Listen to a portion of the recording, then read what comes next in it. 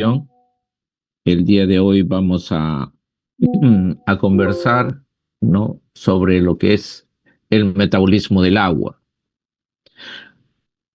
Como habíamos estado mencionando en los temas anteriores, en las presentaciones anteriores acerca del medio interno, hoy día vamos a precisar algunas cosas más y en relación a algunos componentes, como es el sodio y cómo es su desplazamiento dentro de lo que es el líquido intracelular, extracelular, cómo compromete, ¿no?, órganos y sistemas. ¿Ya? La siguiente.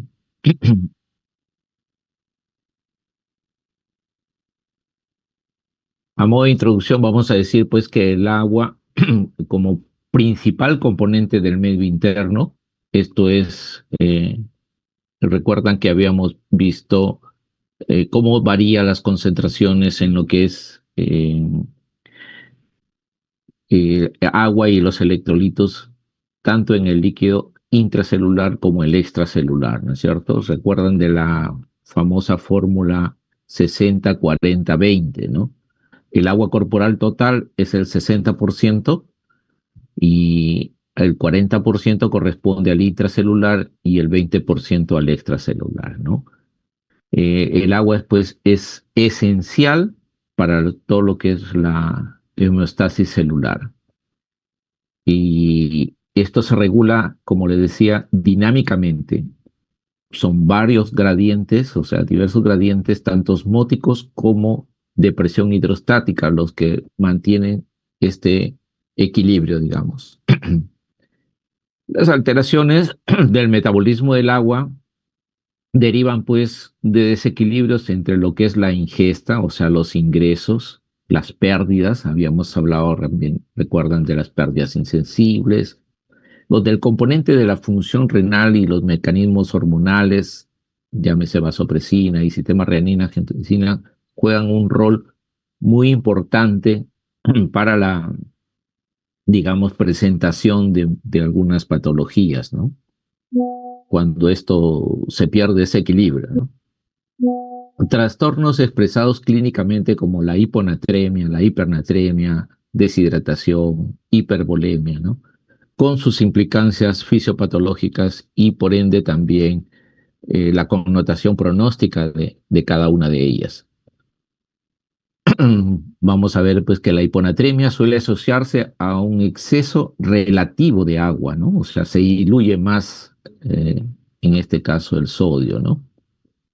Y la hipernatremia refleja un efecto diferente, contrario, como un déficit de agua, ¿no? Las alteraciones impactan directamente, todas estas alteraciones van a impactar directamente en lo que es la perfusión tisular, el equilibrio ácido-básico, que lo veremos después, y sobre todo la función neurológica. Vean ustedes, porque es importante acá lo que es la parte neurológica, ¿no? Y se requiere pues integrar cada uno de estos parámetros, lo que era la osmolaridad que habíamos conversado también de plasma y también la concentración urinaria, ¿no? Porque la función del riñón es la que trata de regular o mantener este equilibrio del agua con los electrolitos, ¿no? Este abordaje va, digamos, a exigir diversas estrategias en cuanto al manejo de este tipo de pacientes con estas alteraciones, como es quienes requieren fluidoterapia o un balance entre lo que es la reposición o las restricciones también. El siguiente. ¿Qué fundamentos fisiológicos tenemos para hablar pues, del metabolismo del agua? Habíamos visto la distribución del agua corporal total, que va del 50 a 70% dependiendo el grupo etario, características como el sexo o también de acuerdo al componente graso también, ¿no? Y ahí está la fórmula casi representada, ¿no? El balance, o sea, todo lo que son ingresos y salidas de líquidos en general, donde el riñón pues va a jugar su principal, eh, digamos, como principal órgano regulador de este balance hídrico, ¿no? La osmolaridad y la tonicidad, que también lo habíamos comentado, trata siempre de mantenerse en ese equilibrio, en ese rango de 2,75, 2,95 miliosmoles por kilo. La regulación central, lo que es la sed y la hormona, ¿no? La antidiurética, la regulación renal del agua mediante la osmolaridad urinaria, que se trata de mantener en esos rangos, ¿no? Variables de 50 a 1200, por ejemplo. Y otros mecanismos que son mecanismos integradores. La siguiente. Habíamos hablado acerca del balance hídrico, ¿no?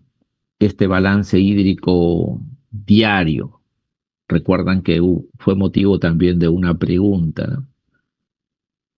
Y en lo que es los ingresos, van todo lo que son ingesta de líquidos, o sea, las bebidas, los alimentos y la producción metabólica, que va de acuerdo a los tipos de alimentos, a la cantidad también se va a producir agua en el rango de 200 a 300 mililitros. Vean ustedes, entonces tenemos en promedio casi un ingreso de 2 a 2,5 litros. Recuerdan que también eso lo habíamos calculado también.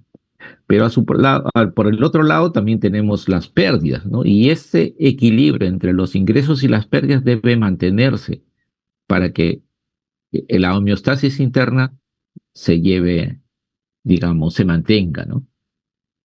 Una diuresis de 1,5 litros, las pérdidas por sudor, ¿no? Las pérdidas en la respiración también, y las pérdidas también evacuatorias, ¿no?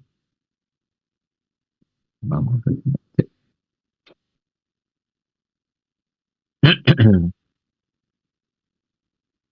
Podemos ver la siguiente. Bien, esto de acá, esta lámina es para recordar acerca de la osmolaridad, digamos, y el sodio, ¿no? Ahí está en la parte central superior la osmolaridad plasmática, ¿no? Esta puede estar incrementada o puede estar disminuida. Y están todos los que participan, ¿no? Si está disminuida la osmolaridad, ¿qué va a haber? Va a haber supresión, ¿no es cierto?, de la sed y liberación de la hormona antidiurética para diluir la orina, ¿no? Que ocurre, por ejemplo, en la hiponatremia, ¿no? Donde la osmolaridad, pues recuerden que el sodio es uno de los principales componentes para la fórmula de la osmolaridad, es 2 veces el valor del sodio, donde el sodio va a jugar un rol muy importante, vean ustedes, ¿no?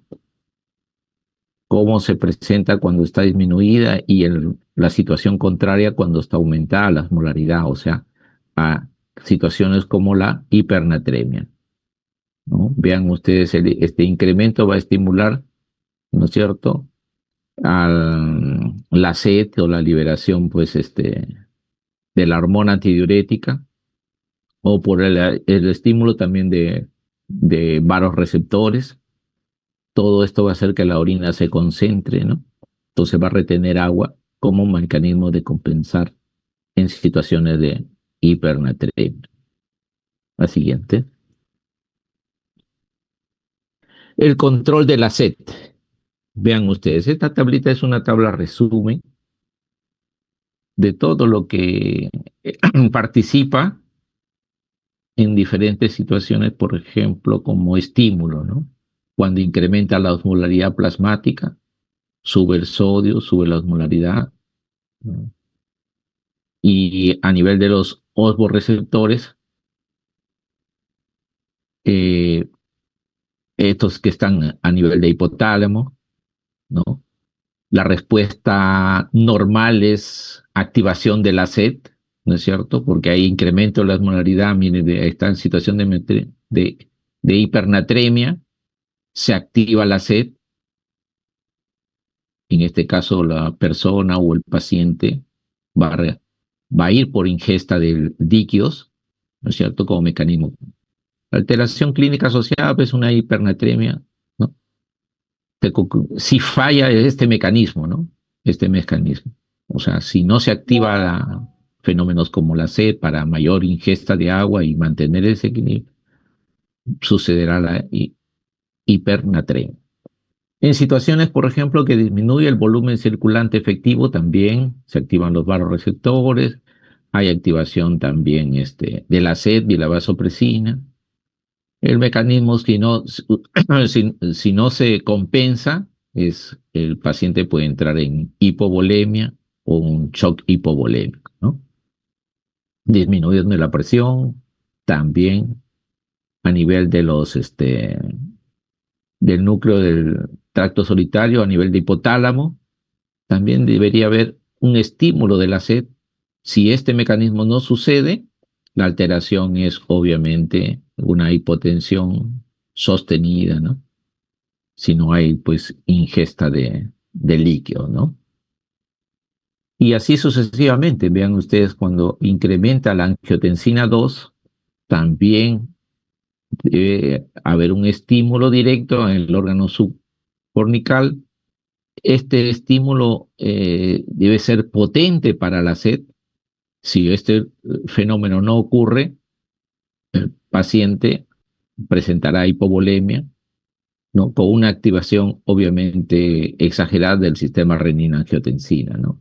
Alteraciones hipotalámicas o del sistema nervioso central también pueden llevar a disfunción de los osmoreceptores por vías neuronales. Esto en respuesta normal debe ser, pues, que disminuye o se abole la sed, ¿no? O es inapropiada, y la alteración es hipodipsia, adipsia, ¿no? Con hipernatremias de grado severo, edades avanzadas o pacientes críticos en los cuales se disminuye la sensibilidad a estos receptores osmóticos, se atenúa la sed, hay menor ingesta de agua y estos pacientes o estas personas tienen, pues, mayor riesgo elevado de presentar deshidratación e hipernatremia, ¿no? La siguiente. Vean ustedes acá cuál es, cómo es que la hormona, la antidiurética, actúa a nivel de los receptores,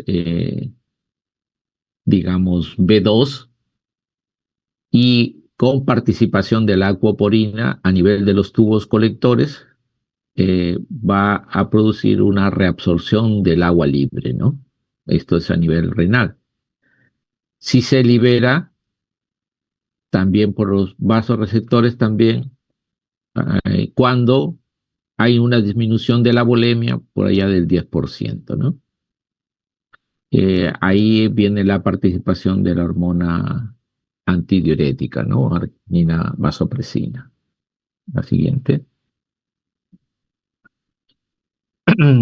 Los mecanismos integradores, miren, acá ya participan, pues, los diferentes mecanismos, ¿no? Luego la sed por la parte conductual para el aporte hídrico, la antidiurética que va a regular, digamos, el desplazamiento del agua a corto plazo, en minutos, horas, es esta respuesta.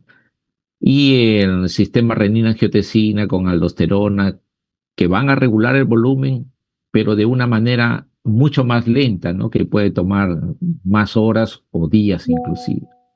El petrio natriurético también es otro mecanismo integrador que promueve, pues, la natriuresis o la diuresis para, ¿no?, reducir volumen también, ¿no? Estos son los mecanismos que van a ir participando también en esta regulación, ¿no?, de la homeostasis. La siguiente. Y acá el concepto, pues, de homeostasis del agua.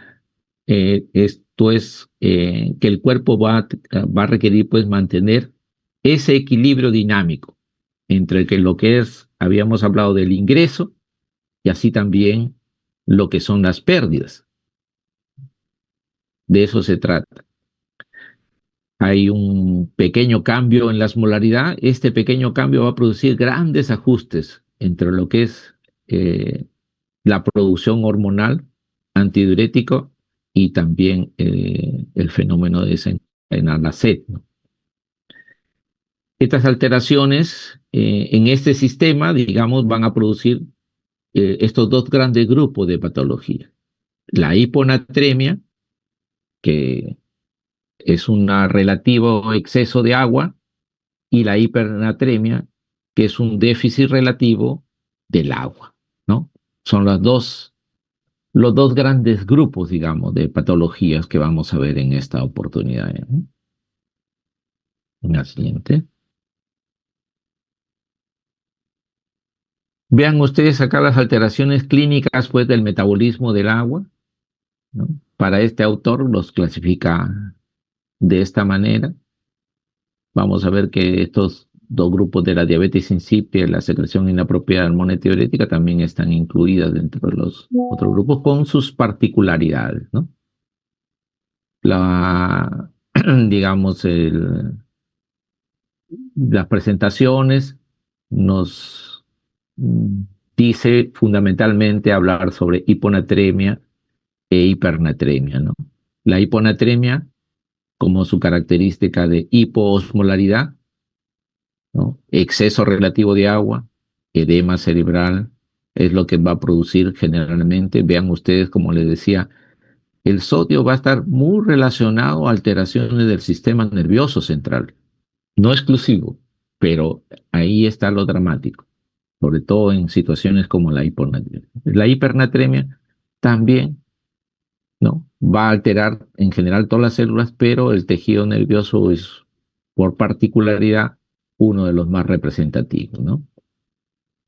Eh, diabetes insípida, hay falla en la producción de la hormona antidiurética o por una respuesta también, o en una respuesta también renal, ¿no?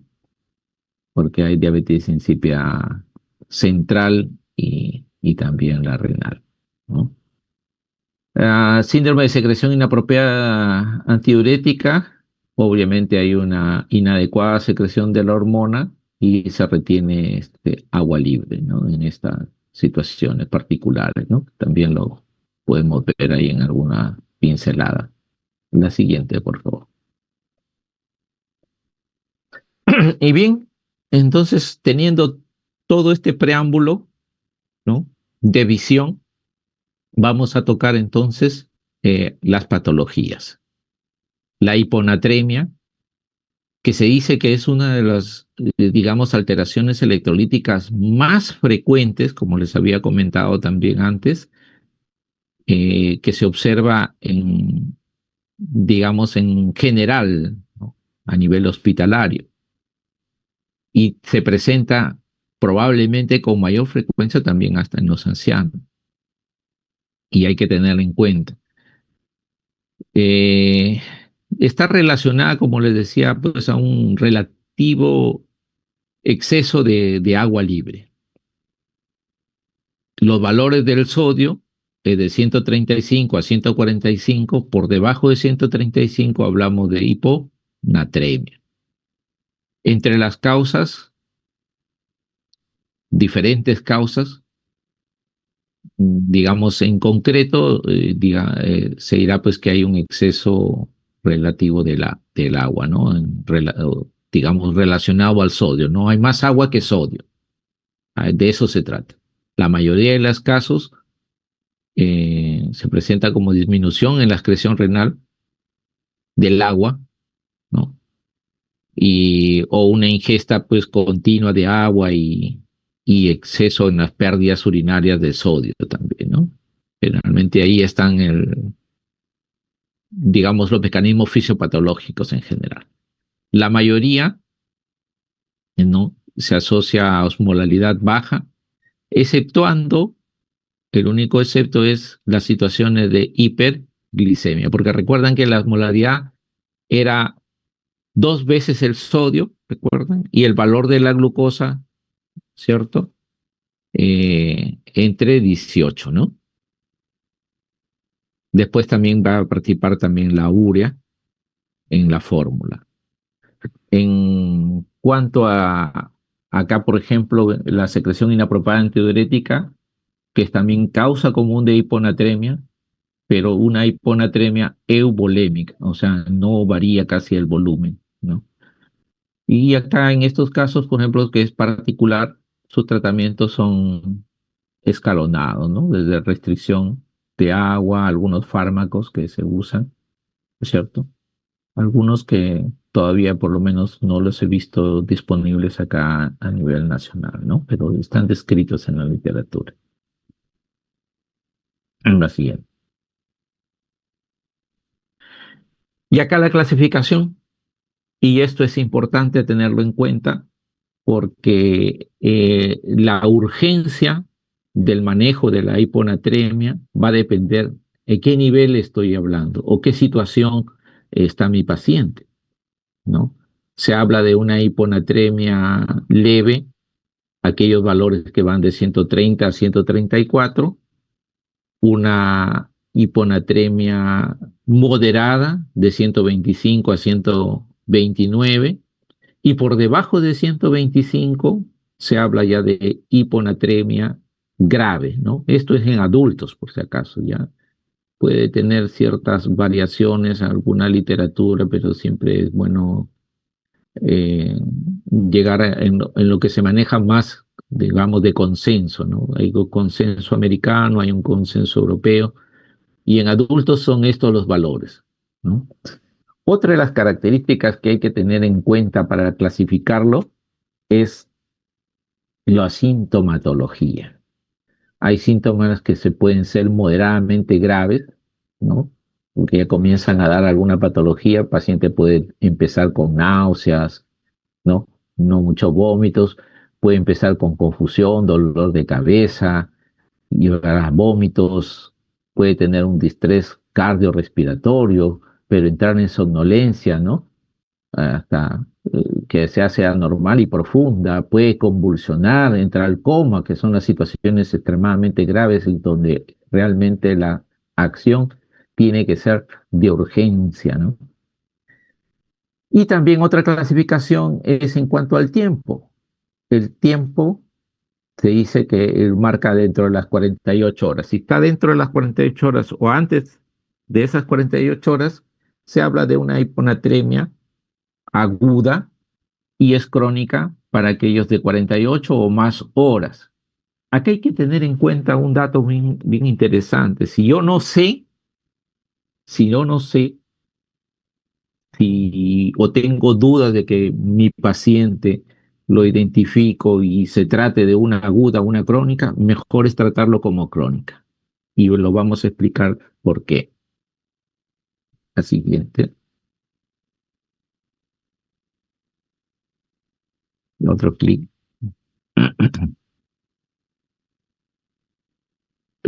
Otro clic. A ver, vean ustedes. Esta es una secuencia de esquema diagnóstico, cómo se hace para valorar a un paciente con hiponatremia, ¿no? En la literatura ustedes van a encontrar que siempre hay que excluir la pseudohiponatremia, ¿no? Paciente que puede tener hiperlipidemia, etcétera, y alterar también los valores de sodio. Pero otra de las situaciones que son más comunes que la vemos en emergencia y en uno que otro paciente en piso es que el paciente también puede tener hiperglicemia. Entonces, y hay que hacer una corrección del sodio, ¿no? Eh, Creo que más adelante tengo ahí la representación, si no la podríamos mencionar acá.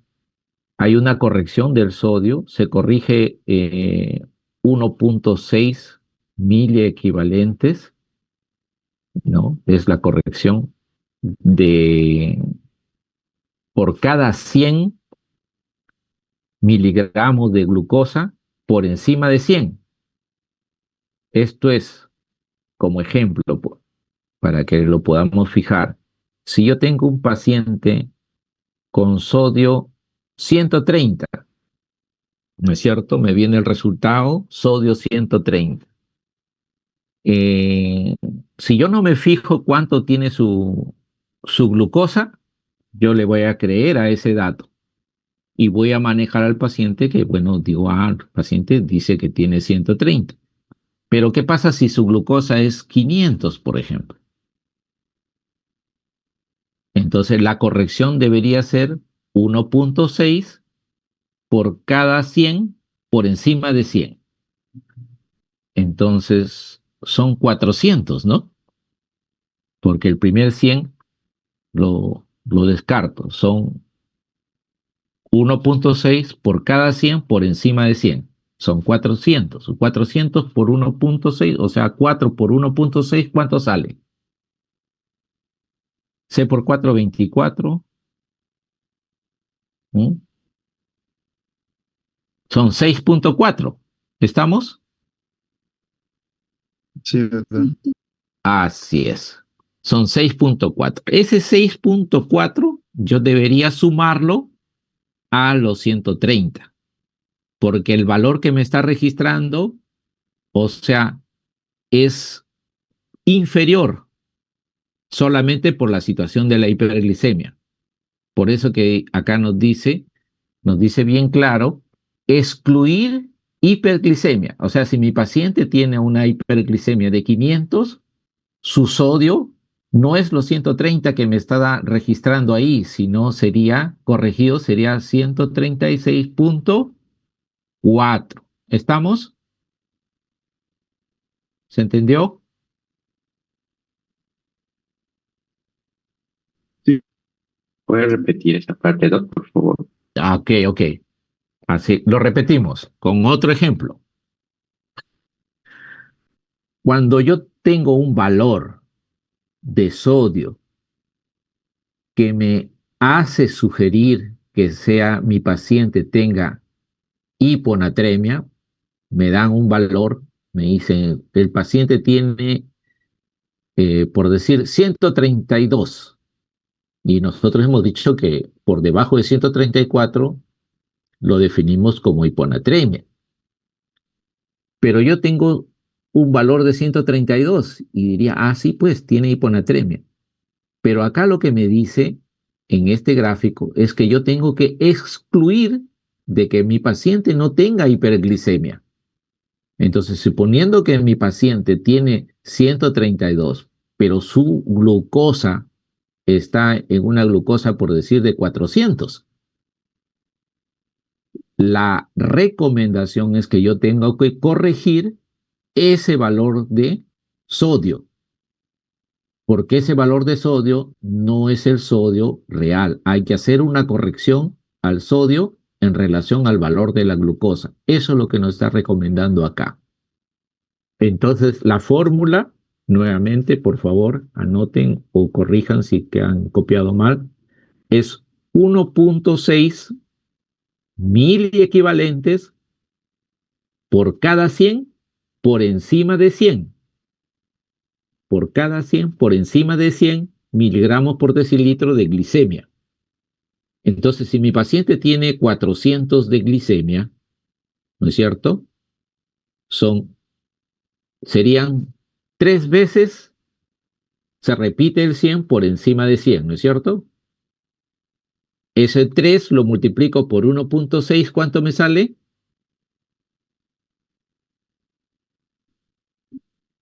4.8, ¿no? ¿Estamos? Sí, doctor. Perfecto. Muy bien. 4.8. Esos 4.8 yo lo tendría que sumar a esos 132. ¿No es cierto? Entonces, ¿cuánto me da?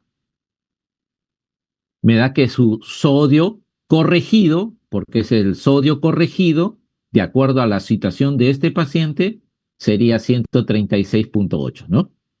Entonces, 136.8 está en el rango, porque es de 135 a 145, pero si yo lo veo como 132, diría, ah, no, tiene hiponatremia. Entonces, este paciente que es diabético, que su diabetes está descompensada, no tiene hiponatremia, ¿no? A eso se refiere acá. Hay que excluir, dice, cuando queremos valorar a un paciente con hiponatremia, hay que excluir que no tenga hiperglicemia u otras causas que van a ser, ¿no? O van a sugerir o una pseudo hiponatremia, ¿no? De eso se trata. Si nosotros ya lo hemos excluido, entonces vamos a ver el cuadro ya, ¿no? Si son síntomas agudos, son graves o no.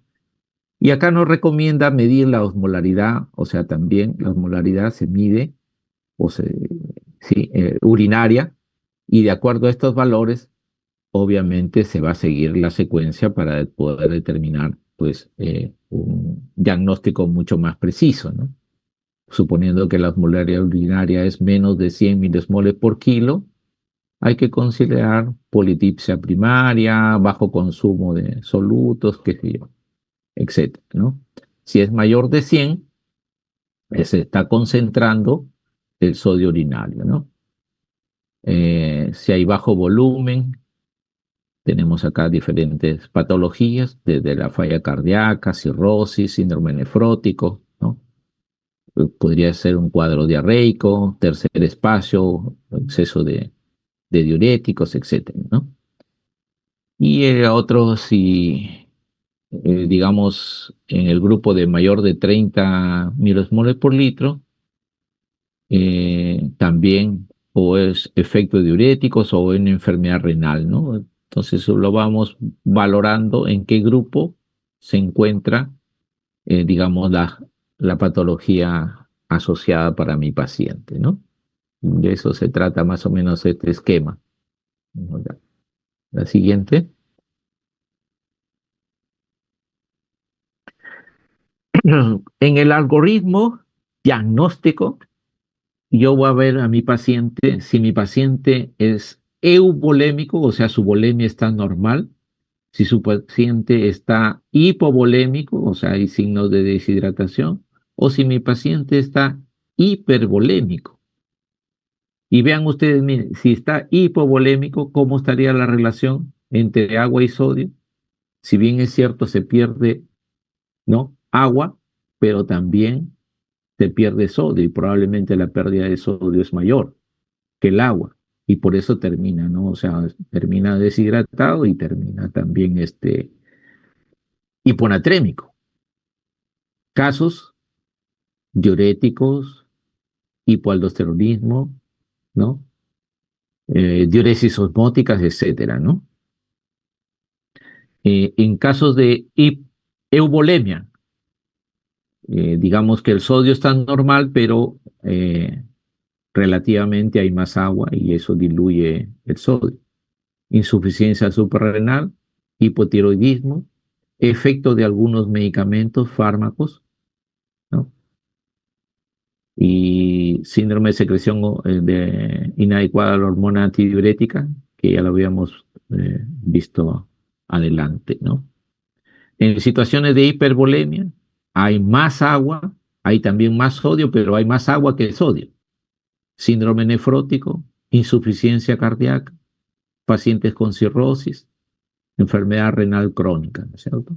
Situaciones extrarrenales que también pueden dar una combinación, ¿no? Vómitos, diarrea, quemaduras, pancreatitis. También pueden este tipo de pacientes tener hiponatremia, ¿no? Entonces acá es otra forma de poderlos ir agrupando y ir ya nosotros valorando la situación de cada uno de nuestros pacientes para enfocar algún tipo de terapia con nuestros pacientes, ¿ya? La siguiente.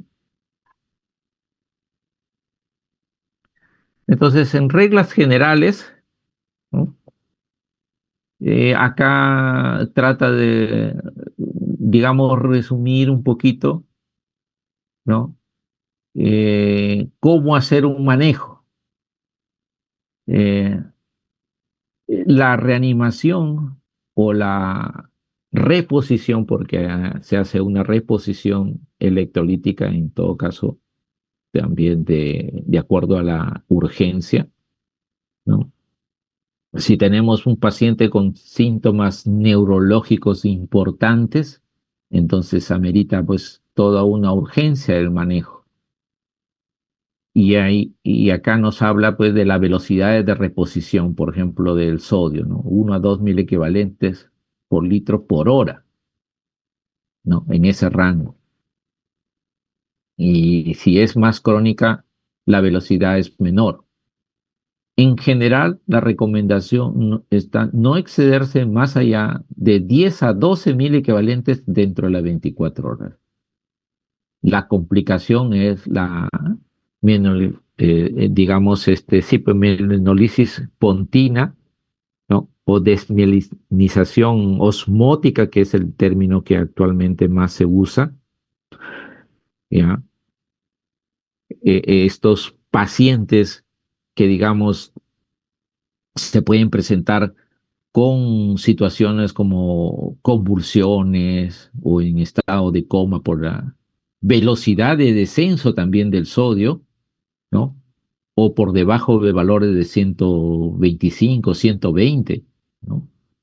Que baja el sodio, el paciente puede presentar pues convulsiones o comas. En ese momento podríamos nosotros hacer una elevación rápida del sodio temporalmente hasta que cese ese fenómeno de las convulsiones o la condición a veces variando del coma, de su situación de coma profundo, ¿no? Ahí nos recomienda que podríamos nosotros elevar pues o 3 a 5 mil equivalentes por litro, ¿no? Solo ese momento temporal. Después nos vamos a las otras velocidades. La siguiente.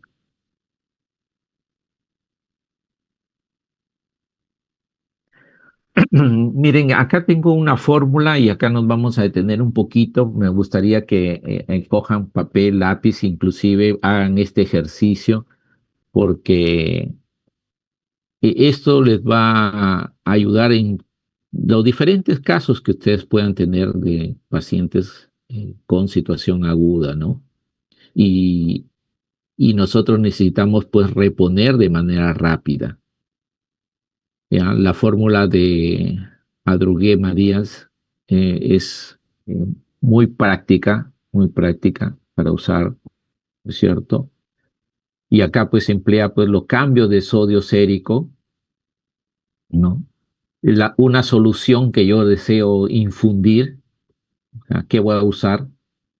Usualmente la recomendación, digamos, en consenso es usar cloruro de sodio al 3%, o sea, que tenga 513 mil equivalentes por litro.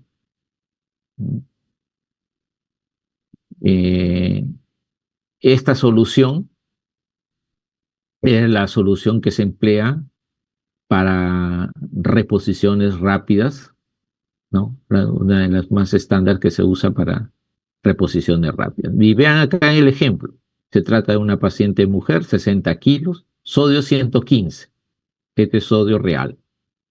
Entonces, la meta inicial acá es obviamente llevarlo lo más próximo, sacarlo del peligro, que dicen que sería por encima de 120, ¿no? O sea, o la recomendación dice pues llevarlo máximo 5.000 equivalentes, ¿no? Acá, estos 5.000 equivalentes que van de 115 a 120. Entonces yo voy a tener que calcular, vean acá recuerden que la vez pasada estábamos haciendo los cálculos del agua corporal total. Entonces para una mujer es el 50% del peso, son 30 litros que corresponde, ¿no? Son 30 litros le corresponde. El déficit de agua sería el valor del agua corporal total por la diferencia, ¿no? Diferencia. El 120, que es el valor que yo lo quiero llevar, y el valor real que tiene el paciente es 115, ¿no es cierto? Todo esto me va a dar 150 mil equivalentes. Entonces yo necesitaría para subir en este paciente de 115 a 120 necesitaría 150 mil equivalentes. Si mi solución de cloruro de sodio, que es al 3%, tiene 513.000 equivalentes, lo que voy a hacer acá es ver qué volumen voy a emplear, ¿no? Y acá está al finalmente, ¿no es cierto? Aplicando esta fórmula, va a sacar que yo necesito solamente administrar 390 mililitros de la solución al 3%, ¿no? Por lo tanto, estos 390 mililitros de solución lo voy a dar fraccionado. Probablemente lo puedo dar en alicuotas de 100, ¿no? En alicuotas de 100 lo voy a ir dando, ¿no? Y con un monitoreo constante a estos pacientes. Estos pacientes tienen que tener un monitoreo cada 2 horas, cada 4 horas, ¿no? Hasta que se estabilicen y yo vea que ya vaya en un franco ascenso. Una vez que ya lo vea que está saliendo de por encima de 120 o encima de 125, ¿no? Que es el marcador de gravedad, se aleja, yo estaría mucho más tranquilo con el manejo de mi paciente, ¿no? Así que les recomiendo, acá está la literatura para que lo revisen bonito, ¿no? Podríamos hacer la próxima algunos ejercicios, si ustedes desean. Traigo algunos ejercicios y los repetimos esto de acá. Pero a ver, si tienen alguna pregunta, alguna inquietud para lo del ejemplo, alguna duda.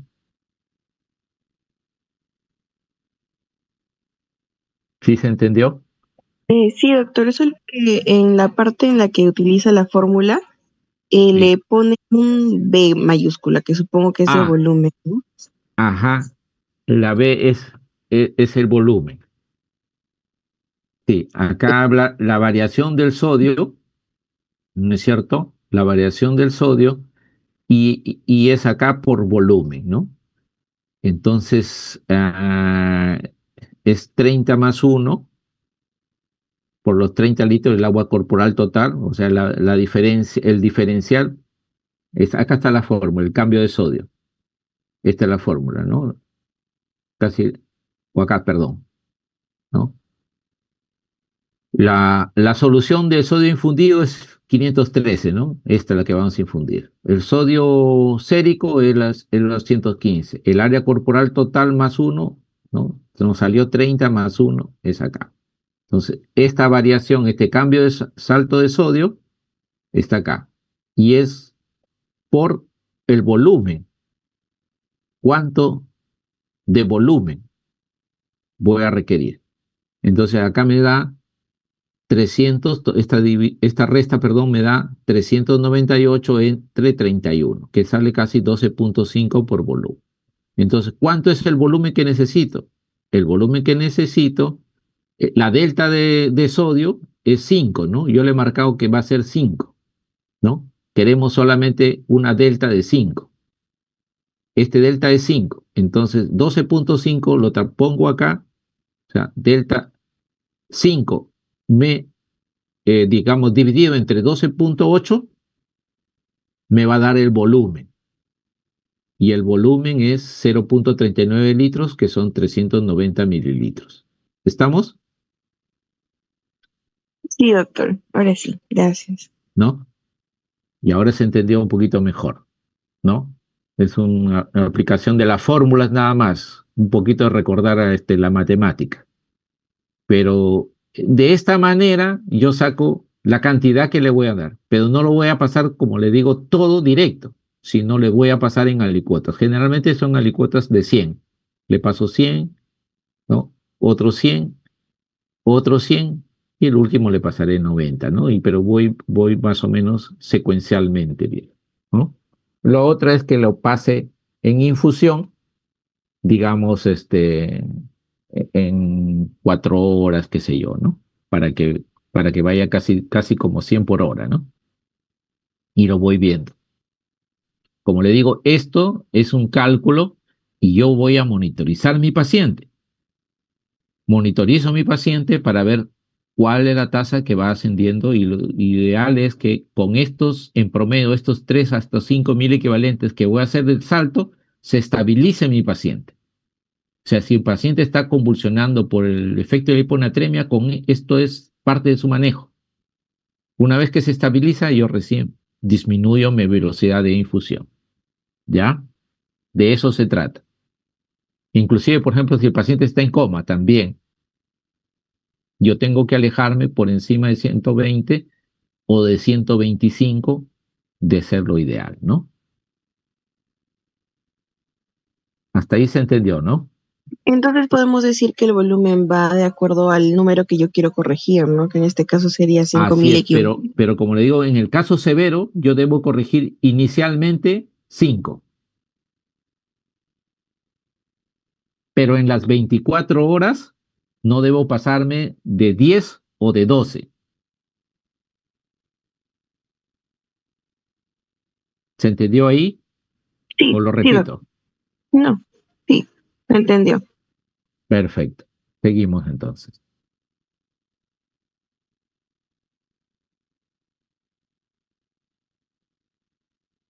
La siguiente.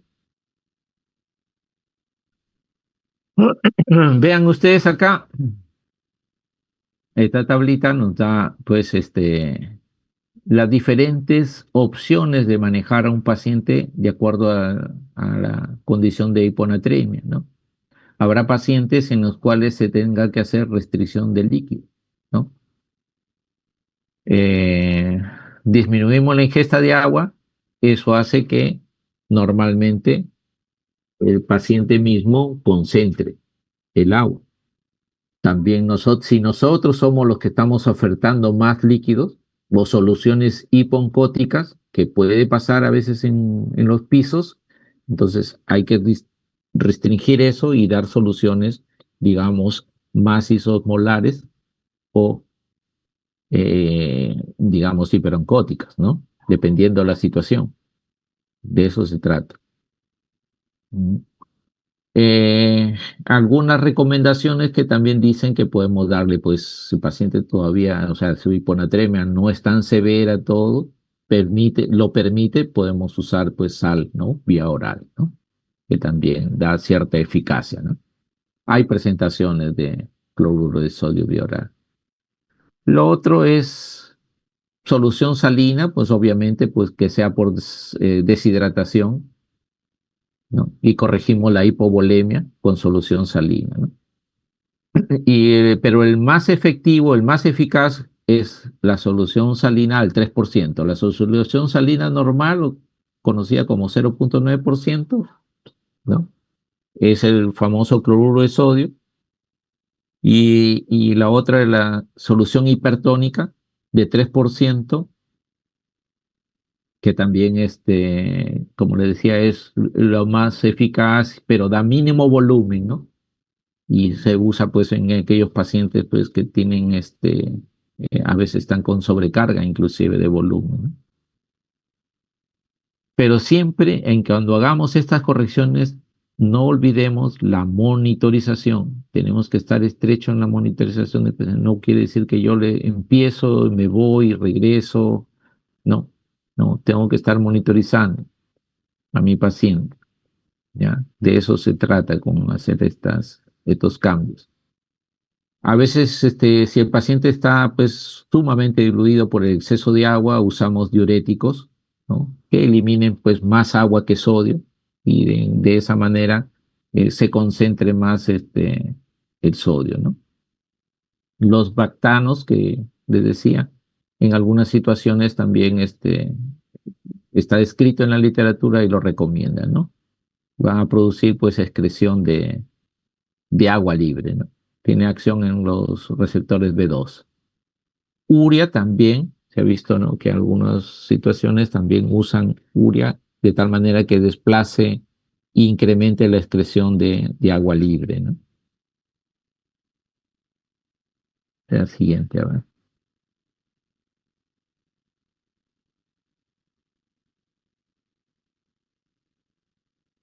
Vemos la siguiente. Y acá, a ver, por ejemplo, dos casitos de hiponatremia, ¿no? Una hiponatremia hipovolémica. Tenemos un paciente que está con vómitos, digamos, persistentes, ¿no? Incoercibles, llamado. Un sodio sérico, se le toma el dosaje de electrolito de sodio y tiene 125 mil equivalentes. Con 125 mil equivalentes hacemos, si gusta, la fórmula de la osmolaridad. Como le decía, el sodio es el más representativo, osmolaridad plasmática baja. ¿Cuál sería su mecanismo principal de la hiponatremia? A ver, voluntario.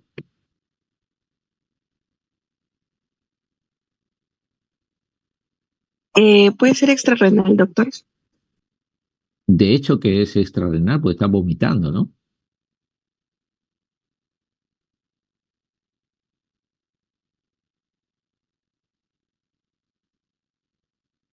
Les decía que acá interesan los aportes y interesan las pérdidas.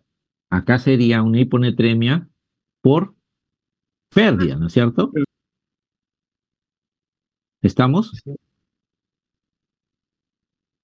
Porque está en los vómitos está perdiendo volumen, ¿no? Y acá está perdiendo probablemente más sodio que agua, ¿no? Ese es su principal mecanismo en todo caso para este paciente, ¿ya? Eh, ¿Algún otro detalle? Acá pueden usar también ustedes si quieren hacer la corrección, cómo harían la corrección, ¿no?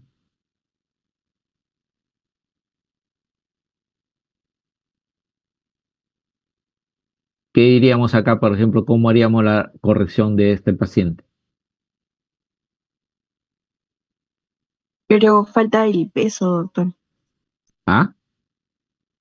Falta el peso en kilogramos. Qué interesante. Bien, mire, los ejemplos sirven para eso, para tomar algunas decisiones. Eh, Recuerden que cuando nosotros usamos el peso, era para hacer las correcciones cuando son las hiponatremias más severas. Acá está en el margen, ¿no es cierto? Yo lo tomo sí, pues, pero mi paciente, si sigue con sus vómitos incoercibles, pues probablemente no nos dice acá, pero probablemente va a entrar en trastorno del sensorio. Entonces, lo que puedo hacer yo acá, recuerden que el cloruro de sodio trae 154 mil equivalentes de sodio. Entonces, este paciente está haciendo hiponatremia por deshidratación. Entonces, yo lo tengo me puede dar tiempo todavía a manejar hasta que yo lo pese, y si veo que sí, pues el paciente entra en trastorno del sensorio, entonces ya ahí puedo calcular, ¿no? Ahí puedo calcular cuánto de la solución, pero este paciente es un paciente que lo más probable está deshidratado. Y como les decía, la otra solución lo uso para la emergencia del cuadro neurológico o cuando el sodio está por debajo de 125, ¿no es cierto? En condición aguda y yo quiero subir esos 5 o de 3 a 5 mil equivalentes, lo quiero subir de manera rápida, ¿no? Para liberarlo de la condición extrema en la cual está mi paciente. ¿Ya? Entonces acá no voy a esperar a que lo pese, no, yo ya puedo a este paciente ponerle una solución salina, ¿no? Al 0,9%, infundirle, porque lo más probable es que este paciente, por esos vómitos inconducibles, no solamente está hiponatrémico, está deshidratado. ¿Ya? ¿Estamos? ¿Están ahí, chicos? Sí, doctor. Sí, le estamos ¿Se escuchando. entendió? Sí, doctor. Sí, sí, le entendí. Ok, ok, ok. O sea, de eso se trata también. Vean ustedes. O sea, recuerden que no todas las hiponatremias son severas. Son leves, moderadas y severas. En una leve tienes que actuar, no vas a esperar. En una moderada también tienes que actuar. En una severa, probablemente necesitarás más datos. Ahí sí haces con mayor precisión, ¿ya? Pero hay que ver siempre el contexto. En este caso, el cuadro clínico. Tenemos acá otro paciente, un paciente oncológico, por ejemplo. Tiene un cáncer de pulmón y tiene un sodio 122. Acá nos habla de la osmolaridad urinaria, 450. ¿Y cuál será el trastorno primario? ¿Mm?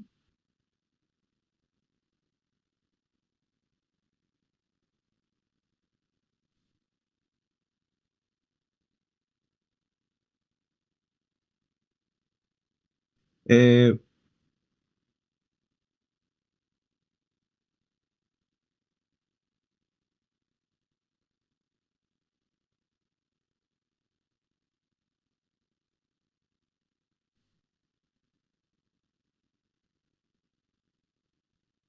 Acá le dice ya prácticamente, ¿no? Lo he puesto ahí para que vean ustedes las situaciones, generalmente en algunos pacientes oncológicos, que pueden hacer que induzcan secreción inapropiada de la hormona antidiurética y obviamente no hace la corrección adecuada que normalmente podía tener una persona normal, ¿no? Persona normal no debería tener en su condición un sodio de este valor, ¿no?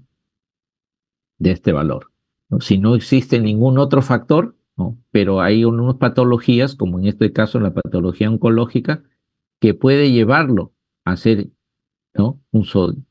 Entonces, ¿qué les quiero decir? En aquellos pacientes, ¿no es cierto?, que ustedes sospechen que está teniendo un problema, digamos, consuntivo, ¿no? Subagudo o crónico, y se presentan con hiponatremia, podrían pensar en que se podría tratar de un paciente oncológico también, ¿no? Hay algunas patologías oncológicas que van a llevar a inducir este síndrome de secreción de hormona antidiurética, ¿no? Secreción inapropiada de hormona antidiurética. Y por eso hacen hiponatremia. Hay un grupito de pacientes que se presentan de esa manera, ¿no? Y eso es lo que les traía acá con este pequeño ejemplo para llamar también su atención, ¿no?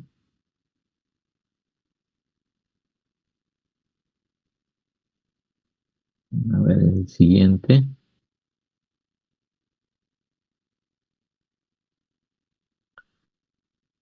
Bien, entonces ya hemos tocado, vean ustedes, todo el grupo de lo que eran las hiponatremias, ¿no? Como les decía, eran las patologías, pues, o el grupo de patologías de los electrolitos y para el sodio de los más frecuentes, pero también tenemos de los otros, o sea, de las hipernatremias, ¿no?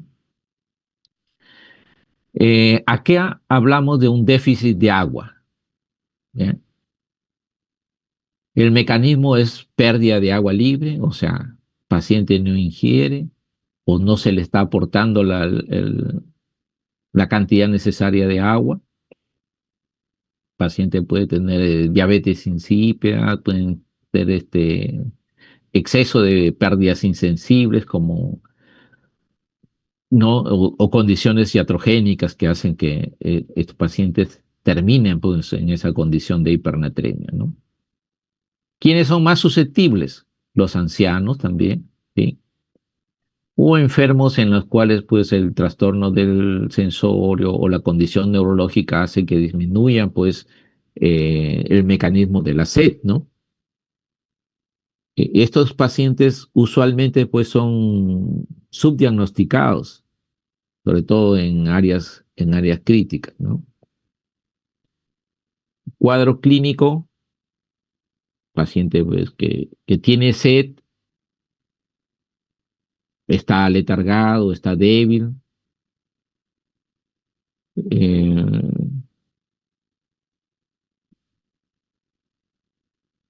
muchas veces este tipo de pacientes son los que nos llaman la atención, ¿no? Porque a veces lucen secos, ¿no? Piel seca, cosas secas, ¿no? Y a veces pues son pacientes ancianos que están postrados inclusive, ¿no? Y caramba, hay que darle su aporte de líquido, su aporte de agua, ¿no? Por eso que es importante tenerlo esto en cuenta.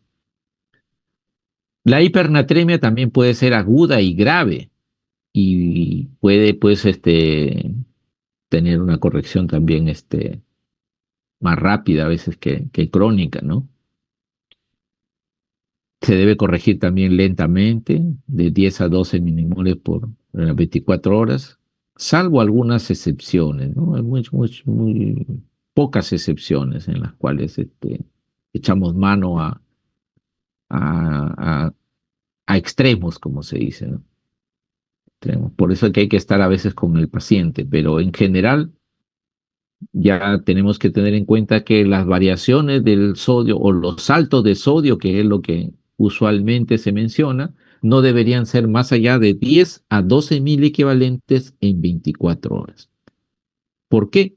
Porque este paciente, si tiene mucha variación del sodio, ocurre un fenómeno que se llama mielinolisis pontina, ¿no? Porque generalmente ahí es donde digamos, el tejido neurológico es el que es zonas más sensibles. Sin embargo, eh, se ha observado ahora que con la nueva tecnología que la lesión puede ocurrir en otras áreas, de ahí que se habla ahora de desmielinización osmótica, ¿ya? Desmielinización osmótica. La siguiente, por favor. Bien, vean ustedes cómo lo clasificamos ahora las hipernatremias. En hiperagudas, ¿no? Se presentan en menos de 12 horas de evolución, agudas, de las 12 a 24 horas de evolución, y aquellas crónicas, más allá de 24 horas de evolución. Recuerden que las hiponatremias se dividen después de las 48, ¿no? O sea, antes de las 48 o más allá de las 48. Acá la clasificación es una clasificación mucho, en los tiempos, ¿no? Más cortos, ¿no? Son 12 horas, menos de 12 horas, hiperagudas, de 12 a 24 horas, hipernatremia aguda, y crónica más allá de las 24 horas. ¿Ya? Eso es la subdivisión en cuanto a hipernatremia. ¿Ya? ¿Estamos? A ver, la siguiente. Y ahora pueden ver ustedes que también la hipernatremia podría darse en situaciones diversas, de acuerdo a su condición de volemia. O sea, podría haber una hipernatremia con un paciente hipovolémico, con un paciente euvolémico o con un paciente hipervolémico. En estas tres situaciones se puede dar la hipernatremia. Y yo voy a tener que tomar en cuenta otros parámetros para ir diciendo, bueno, a qué grupo pertenece, ¿no? Por ejemplo, si la condición de volemia de mi paciente es euvolémico, ¿no? O sea, no hay edemas, o sea, su agua corporal total debería estar bajo, ¿no? Pero la cantidad de sodio, digamos, dentro del rango normal, pero esa relación entre agua y sodio hace que nos lleve a valores de hipernatremia, ¿no? Entonces hay que medir acá el sodio urinario, que su valor puede ser variable. Entonces podría yo estar en un caso de pérdida renal, ¿cierto? Lo que es diabetes insípida, ¿no es cierto? O unas pérdidas extrarrenales también, ¿no? Pérdidas a través de la piel, incremento en las pérdidas insensibles, respiratorias también podrían llevar a esta condición, ¿no? Yo tengo que ver cuál es en cuál de las condiciones está mi paciente. Pero si es por ejemplo, una hipernatremia hipovolémica, acá el paciente tampoco no tiene más, pero hay menor agua y hay menor contenido de sodio, pero probablemente hay más ausencia de agua o déficit de agua que de sodio. Y son dos condiciones también que le llaman, porque vean ustedes, en todo se va a medir acá el sodio urinario. Acá con un punto de corte de 20, ¿no? Suponiendo que el sodio urinario es mayor de 20, y quiere decir que hay pérdidas renales. Por ejemplo, el paciente esté usando algún diurético, como diurético de asa, tipo furosemida, o diuresis osmótica, tipo manitol, etcétera, o es un síndrome posobstructivo, ¿no? Enfermedades renales intrínsecas, algunas patologías renales también intrínsecas que habría que buscarlas, o es un sodio urinario menor de 20. Si es sodio urinario menor de 20, te quiere decir que está perdiendo el sodio por alguna otra causa.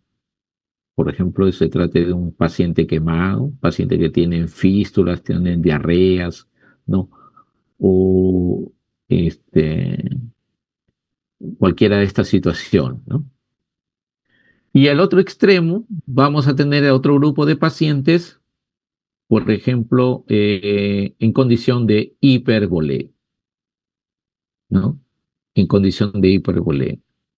No habrá gran edemas, pero se puede presentar también de acuerdo al valor del sodio urinario, que generalmente son mayores de 20 acá, ¿no? Hay una ganancia de sodio en caso de hiperaldosteronismo tipo primario, síndrome de Cushing, diálisis hipertónica, eh, también ha recibido, por ejemplo, bicarbonato de sodio, ¿no? O tabletas de sodio. Todo esto habría que buscar en este tipo de grupo de pacientes, ¿no? Para identificarlo como una de las probables causas, ¿no? Vean ustedes. Pero la importancia de dosar sodio urinario, ¿no? No todos los laboratorios realmente hacen estos valores, ¿ah? Pocos laboratorios, pero si queremos estudiar el paciente, ¿no? Hay que pedir que nos dosen el sodio urinario y poder agruparlo dónde está mi paciente. Pero clínicamente yo ya lo puedo ir agrupando también, ¿no? De acuerdo a la condición, si veo si tienen o no tienen mayor o menor edema, ¿no? Lo siguiente. Entonces, en cuanto al tratamiento de la hipernatremia, como le decía acá, ah,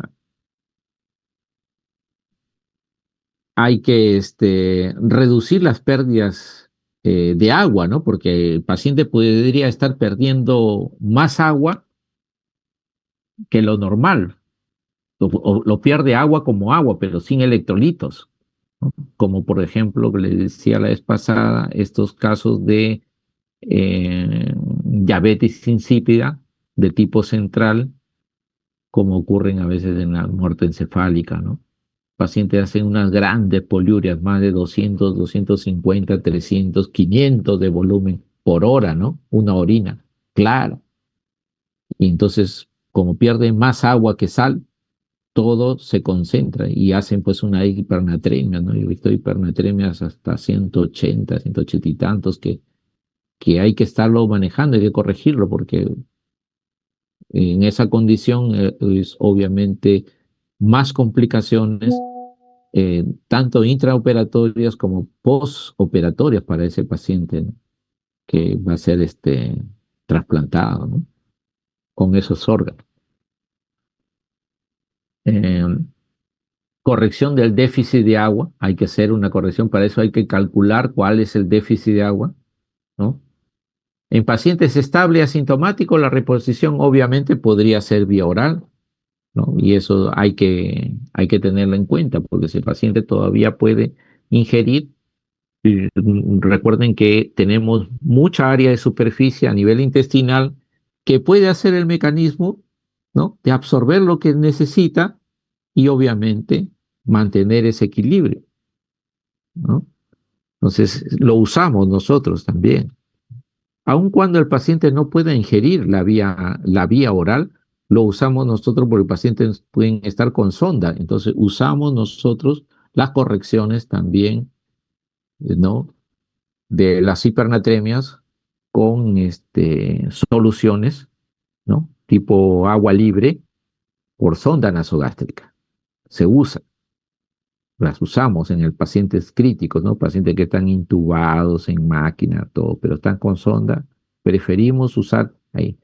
Pero hay condiciones en las que son extremas, obviamente también hay que usar la vía parenteral, ¿no? Pero hay que tener en cuenta esto, ¿ya? Porque a veces queremos todo hacerlo vía parenteral y omitimos este aspecto que nos da muchas veces mejor equilibrio, ¿no? Mucho más regular mantener ese equilibrio de los electrolitos, ¿no?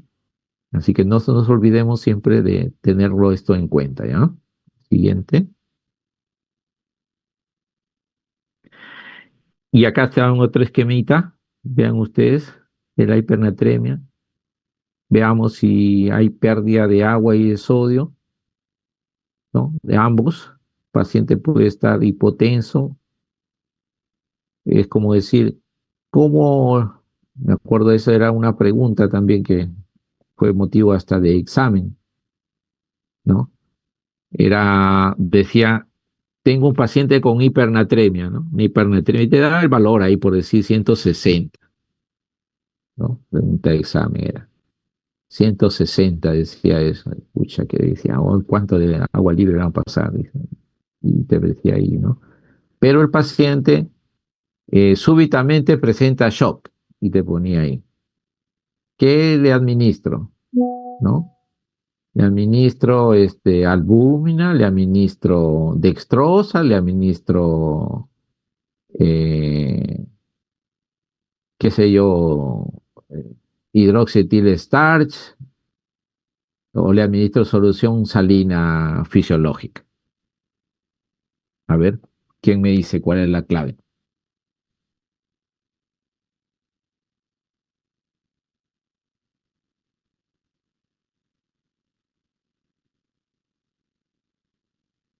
¿Están? ¿Podría repetir, por favor, doctor? Solución salina. Tengo un paciente con hipernatremia de 160, ¿ya? Y mientras estoy decidiendo qué cosa le voy a administrar, el paciente súbitamente entra en shock. Y la pregunta dice, ¿qué le administro? 1, albúmina. 2, le administro dextrosa, ¿no?, con electrolito. 3, le administro eh, hidroxietil starch. 4, le administro, ¿qué te digo? Solución salina fisiológica. ¿Qué le administro?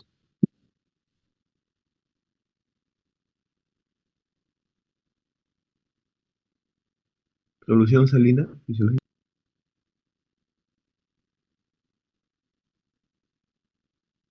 Ya deberíamos tener la respuesta, ¿ah? ¿No Solución. sería algún cristaloide balanceado? Ah, un cristaloide balanceado.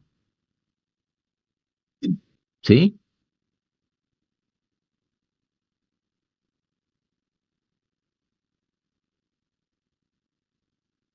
Si no, esa pregunta la ponemos en el examen, ¿no?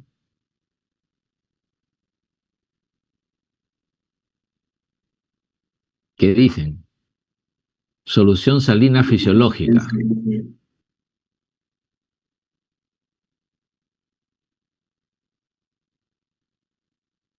Claro, en la clave yo les daba solución salina, ¿no es cierto? Pero si hubiese habido en la clave, en las alternativas, solución balanceada, yo creo que esa era Esa era la respuesta, ¿ya? Porque no olvidemos, pues, acabamos de hacer la clase de shock. Entonces, independientemente del valor, si el paciente está en shock, tenemos que entrar en el protocolo de shock. ¿Mm? Así que no se olviden. ¿Mm? Si el paciente está en shock, reanimen a su paciente. Solución salina, le pondrán vasoactivos y después una vez que ya tengan PA media, más allá de 65, reajustamos las correcciones de los electrolitos. ¿Mm? Así como hacíamos el ABC, igualito. Por eso acá el distractor era que estaba con 160 de sodio, ¿no? Y el que menos pues decía, bueno, ¿y cómo hago la corrección y todo lo demás? Pero está bien, ¿ah? Está bien que de todas maneras, o sea, este ejercicio les sirva para ver las situaciones, ¿ya? Entonces, si su paciente, por eso acá está hipotenso, solución isotónica, ¿no es cierto? Entonces, si el paciente ha perdido más agua, entonces está hipernatrémico, podría usar soluciones, ¿no? Y con presión normal y todo, soluciones hipotónicas. Hipotónicas. Si hay ganancia de sodio, ¿no? Yo veo que ha ganado mucho el sodio, uso diuréticos, ¿no? Diuréticos que ayuden más a eliminar el sodio, ¿no? Excepcionalmente, inclusive hasta lo puedo dializar, o sea, yo puedo hacer una corrección de sodio si mi paciente entra a diálisis, ¿no? Y converso con nefrología para que ellos hagan la regulación de los electrolitos. Así como corrigen potasio, también pueden hacer alguna corrección en cuanto al sodio durante la diálisis, ¿ya? Entonces, esto nos sirve para que tengan ustedes, vean, un esquema de alternativas y de enfoques para manejo del paciente con hipernatremia, ¿ya? ¿Estamos? No nos olvidemos eso entonces. Si un paciente, pues, independientemente de su condición electrolítica, entra en shock, tenemos que ir al protocolo de shock, ¿ya? No nos olvidemos. Y si hace paro, tengo que, igual, ¿no? El ABC de la reanimación. La siguiente. Y acá está, vean ustedes, acá más fórmulas. Pero como ustedes ya están ya duchos en las matemáticas, entonces les va a ser fácil, ¿no? Vean ustedes acá, el objetivo es calcular cuánta agua le falta, ¿no? Para volver a un sodio yo deseado, ¿no? Si tenía, por decir, 160 y yo quiero llevarlo pues a 145, ¿cómo hago? ¿Mm? ¿Quién me dice?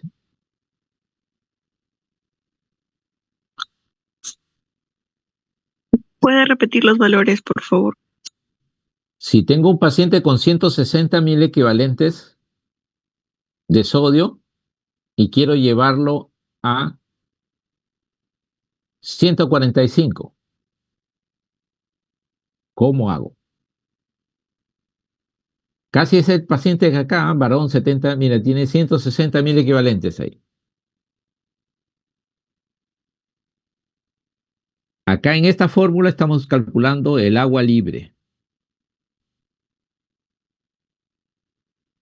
o el agua corporal, perdón, el agua corporal total, ¿no? Y con eso decimos cuánto es su déficit de agua.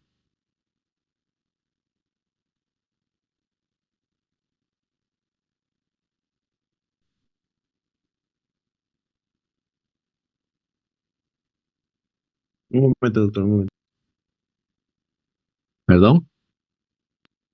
Un momento, estamos calculando.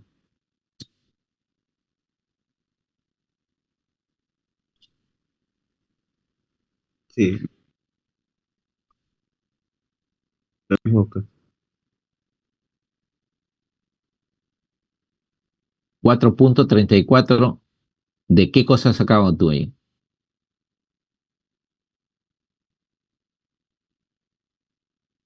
Mm, No, no, no.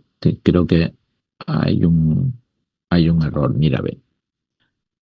Mira, acá el déficit que está sacando acá de 160, ¿no? Para llevarlo a 140. ¿Mm? ¿No dijo 145? Sí. Y ahí han sacado el déficit a 4.5. Y yo tengo 4.3. 4.3. Ah, ya, sí, cuando lo han sacado con 145, ¿no?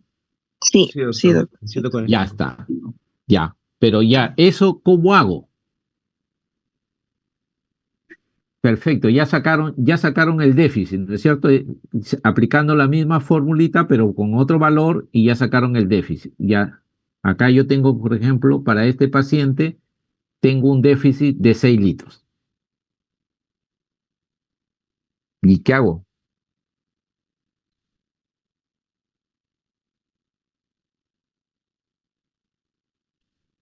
¿Mm? Infun- eh, Infundirle el agua, A ver, ¿le escucho? calculado. Infundirle los calculados, los 4.3 litros, pero tendremos que calcular en cuántas gotas. ¿Cómo lo infundes esos 4.6 litros que has calculado?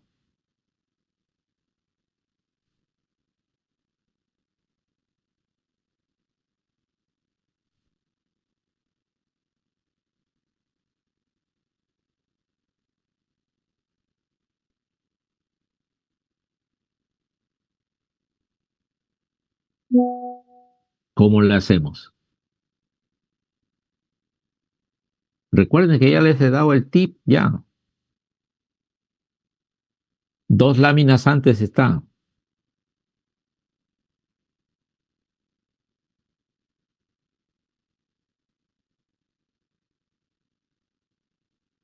Bueno, lo importante es que ustedes ya sepan aplicar más o menos esta fórmula, ¿ya?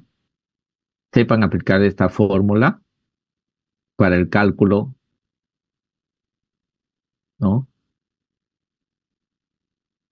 Del déficit de agua.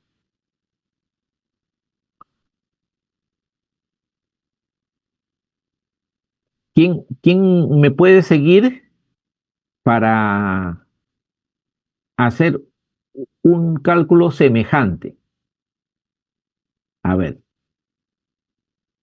tenemos pacientes 70 kilos con 160 de sodio, ¿no es cierto? Y le sale 42 litros. Corresponde 160 corresponde 42 litros. ¿Estamos? Ya, Ya. 160 le corresponde 42 litros. ¿Perfecto? Ya. Y yo lo quiero llevar a 145. ¿Cuántos litros debería corresponder a 145? Entonces hago una regla de 3, ¿no? 160, 42 litros. El X está abajo de, ¿no? Y acá 145. 145 por 42 entre 160, ¿cuánto sale? 38.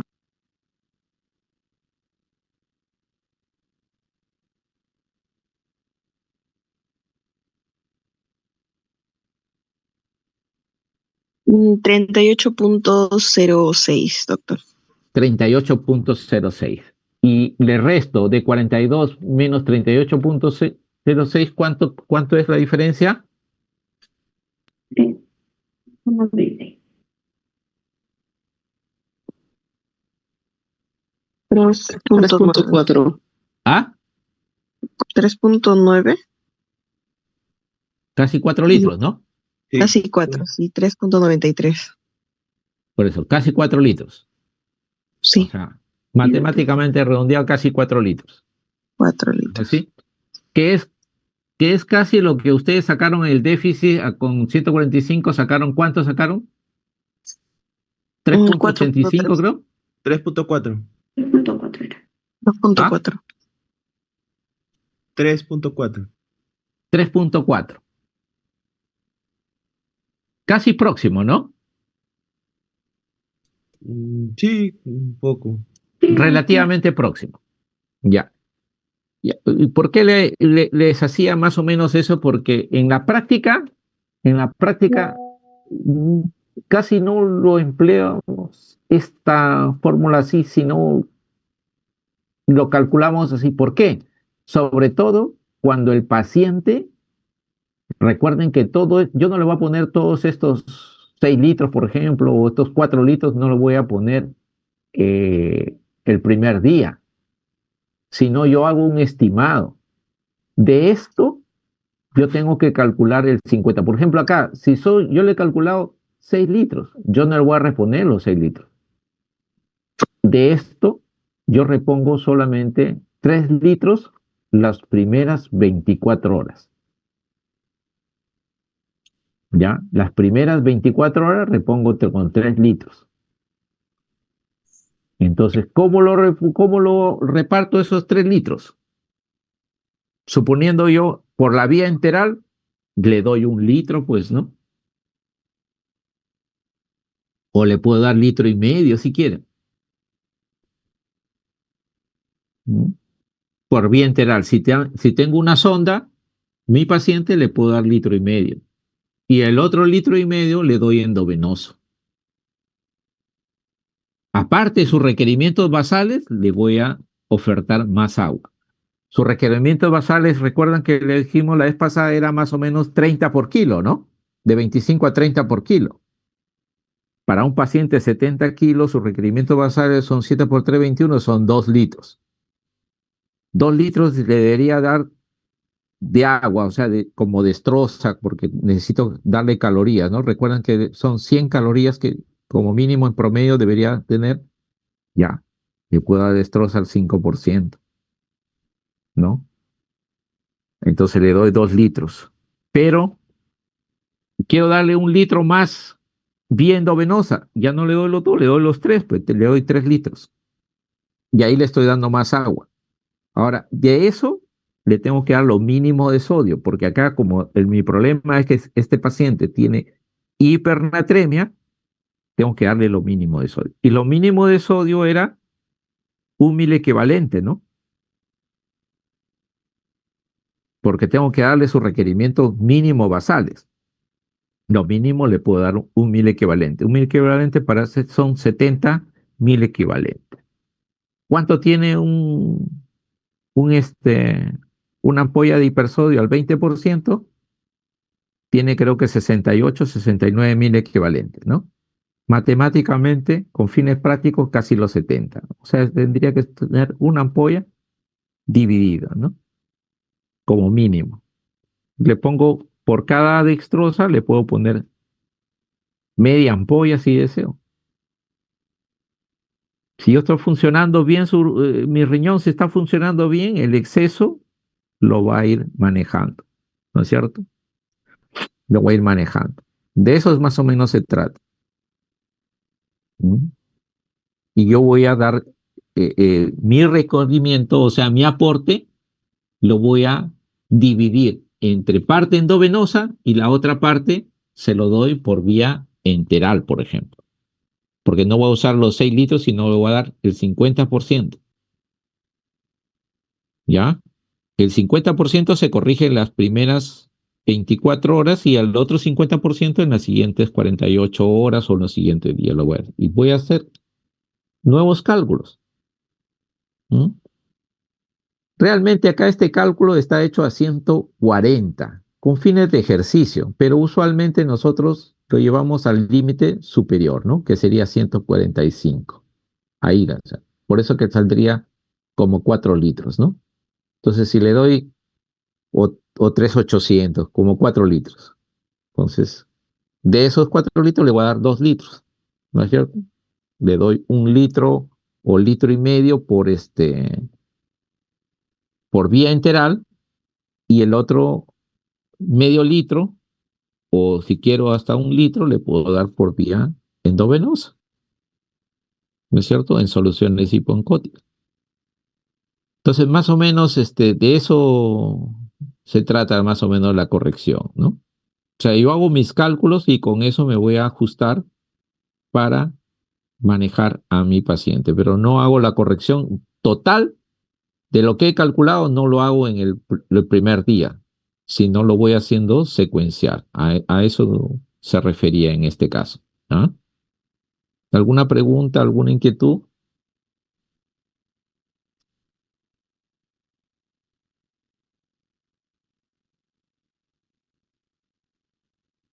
Ninguna, doctor. Doctor, entonces, aparte de que la mitad se da en las primeras 24 horas, además de la mitad que se le está dando, se le agrega el requerimiento basal, ¿no? Por Dividiendo lo que supuesto. sea Así oral es. y... Así es. Porque esto es el déficit. Los otros, por suponiendo que mi paciente, por ejemplo, está en tubo, en máquina, y no está comiendo, porque mi paciente, obviamente, con toda esta alteración, o sea, yo tengo que calcular sus requerimientos mínimos basales. Es diferente si mi paciente, por ejemplo, como le decía, no, yo tengo una hipernatremia, pero mi paciente entre shock, yo reanimo hasta que lo compenso. Pero una vez que ya está compensado, ¿no es cierto? Ya está en la siguiente fase, de acuerdo en la fase de Ross, ¿no es cierto? La fase de estabilización, ahí tengo que ver cuántos sus requerimientos basales, ¿no? Cuánto le voy a aportar, porque no me voy a exceder. En ese momento, yo hago mis cálculos, porque le tengo que dar la cantidad de agua mínima, le tengo que dar la cantidad de sodio, lo mínimo indispensable, ¿no? Y también le tengo que dar igual potasio, ¿no? El resto de los electrolitos. Entonces hago mi cálculo de todo eso y aparte, como dice, un déficit de agua, le tengo que sumar el exceso de agua. Entonces, si le doy 2 litros para mi paciente, el déficit acá que yo le voy a reponer son 2 litros, a esos 2 litros le sumo dos, entonces tendré que darle en total para ese día 4 litros por lo menos, ¿no es cierto? Que me ha salido mi cálculo. Ok, doctor, correcto. ¿Sí? ¿Se entendió ahí mejor? Sí, sí, doctor. Ya, ok. Voy a preparar algunos ejercicios mejor creo que para que ahí lo vayamos aplicando, ¿ya? A ver, la siguiente. Ya, a ver. Vean ustedes. Dice acá, el tratamiento de la hipernatremia, ¿no? En pacientes hipovolémicos, el volumen extracelular entonces tiene que ser restituido con salino normal, ¿no? O dextrosa al medio normal para prevenir una rápida caída del sodio, ¿ya? Por eso, si mi paciente está hipovolémico, está deshidratado, le doy salino o destroza con un hipersodio, que eso es al medio normal, ¿no? Porque el normal decíamos que es 140, ¿no? Sería con 2 hipersodios. Una destroza con 2 hipersodios está, digamos, está con aporte de carbohidratos y sería normal, ¿no? Pero con un hipersodio es al medio normal. Y eso lo manejamos así para evitar que caiga muy rápido el sodio, ¿no? No quiero que exista esa variación, esa fluctuación demasiado rápida también del sodio, ¿no? Entonces, calculado el déficit de agua, la administración de líquido debe tener como objetivo una reducción en promedio de 0,5 a 1 miliequivalente por hora. Descensos más allá de los 10 o 12 miliequivalentes en las primeras horas no deberían ocurrir, ¿ya? Y por eso que le decía, después que se ha hecho este cálculo inicial, el resto de las reposiciones pues, se van a ir haciendo, digamos, más lentamente, ¿no? Tenemos las siguientes 48, 72 horas, donde va a ir haciendo digamos, la secuencia de controles, ¿no? Monitorizamos sodio sérico y también hacemos un monitoreo de estos pacientes desde el punto de vista neurológico. En diabetes insípida, como les decía, diabetes insípida, que puede ser de origen central, hemos tenido casos, por ejemplo, también posoperados de neurocríticos, eso, usamos desmopresina, ¿no? Tumores de hipófisis, por ejemplo, ¿no? Se usan la desmopresina porque eso hacen, sí, poliurias también así 300 por hora, ¿no? Entonces hay varias presentaciones, usamos a veces el spray nasal y corrige, ¿no? Hay otras medidas como algunos diuréticos, los diuréticos tiacídicos, y también fue una pregunta, me acuerdo, de examen para ingreso a la residencia, ¿no? Ingreso a la residencia decía, pues, ¿cuál es el diurético, ¿no? que induce hiponatremia?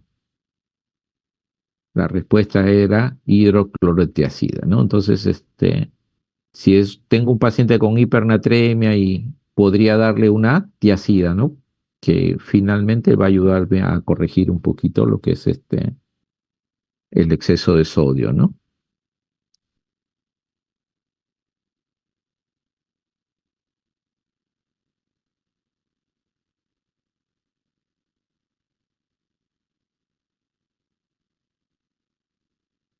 El siguiente,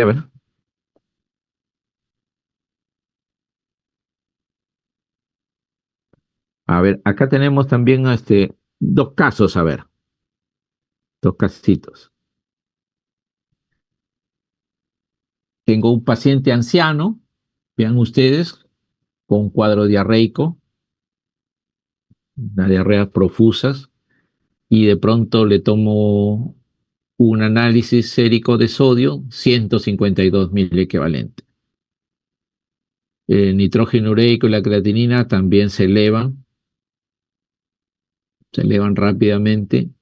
Y la pregunta es, ¿qué tipo de pérdida explicaría la alteración?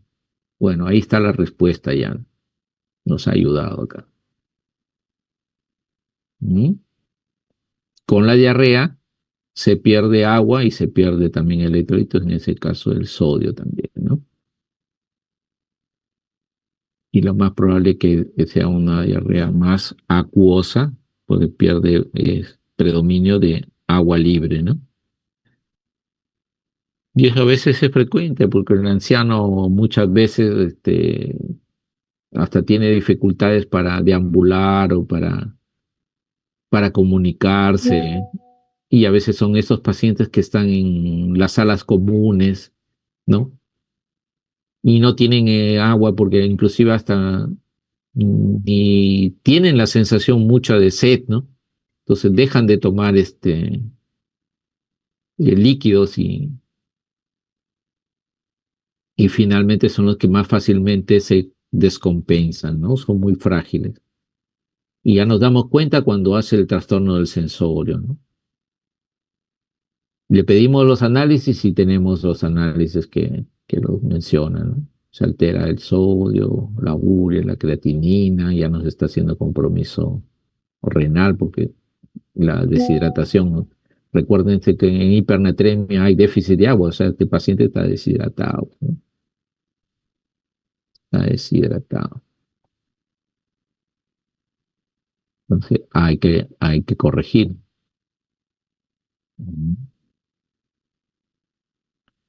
Otro cuadro, por ejemplo, de hipernatremia, que es común también en cuidados intensivos, son los pacientes que están bajo sedación, están en ventilación. Vean ustedes ahí un sodio 160 y la osmolaridad urinaria 100. ¿No? Lo más probable es que le damos a veces dietas muy concentradas, ¿no es cierto? Y nos olvidamos del agua libre. ¿No? Entonces nosotros damos a veces carga calórica porque decimos, hay que darle carga calórica y la capacidad gástrica puede estar reducida. Usamos dietas más concentradas, ¿no? Porque si la dieta es de 1-1, decimos, o sea, 1 caloría por cada centímetro, entonces yo necesitaría darle, por ejemplo, para un paciente, necesito 2.000 calorías, necesito darle 2.000 de volumen. Ahí le estoy dando el agua también, entonces le estoy dando los 2.000 de agua para un paciente de 70 kilos en promedio, aceptable, ¿no? Si no tiene hilio, no tiene otras pérdidas, otras condiciones, ya le estoy dando aceptable. Pero, ¿qué pasa si yo uso una fórmula que son a veces más concentradas, son 1.5 o 2 calorías por cada mililitro? Entonces ya no le doy la cantidad de volumen, ¿no? No le doy los 2 litros, le doy 1.000 mililitros y me olvido del componente de líquido, ¿no? Que necesita el paciente. Entonces al final ya no le estoy dando la cantidad de agua que necesita, le estoy dando menos agua. Y si no tomo eso en cuenta, pasa lo que vemos ahí, ¿no? Se concentra, el organismo tiende a concentrar y el sodio se dispara, ¿no? Termina disparándose. Entonces, lo que hay que hacer es darle un aporte adicional nada más de agua, ¿no? A veces usamos una que otra fórmula por alguna ventaja que queremos, pero hay que pensar en que necesitamos completar el aporte de agua, ¿no? El aporte básico del agua, para evitar justo estas otras complicaciones con las cuales se pueden dar en nuestros pacientes, ¿no?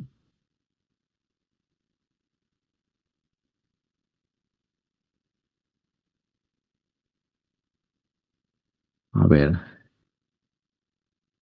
eh, y les envié por intermedio de su compañera también un repaso para su próximo examen. ¿Qué les ha parecido? Está muy bueno, Sí, doctor. Muchas gracias. Las preguntas sí, están muy doctor, buenas, doctor. muchas gracias. Muchas Quedan más gracias. dudas que... ¿Ah? Sí,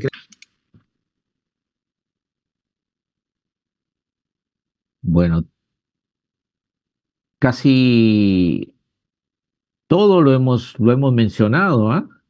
O sea, si lo repasan bien, casi todo está mencionado en las presentaciones o está disponible en la literatura.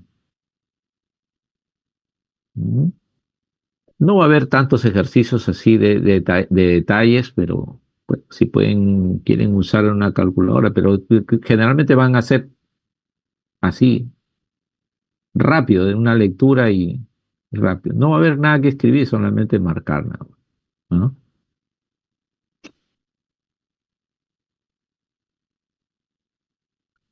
La siguiente, a ver, creo que ya estamos ya terminando, ¿no? ¿Ve?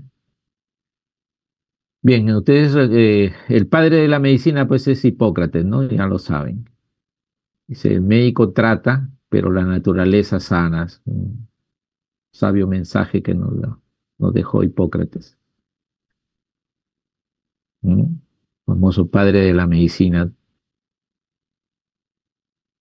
muy representativo y a tenerlo en cuenta. ¿Alguna pregunta, alguna inquietud?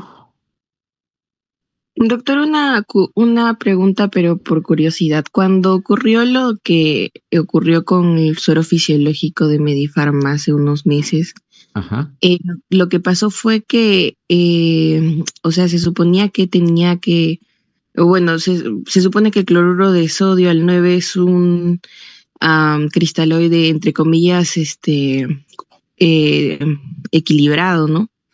pero cuando creo que tuvo más sodio o bueno, una distribución más inadecuada de sodio, o sea, había más sodio en el cloruro de sodio, lo que pasó fue un caso de hipernatremia o hiponatremia.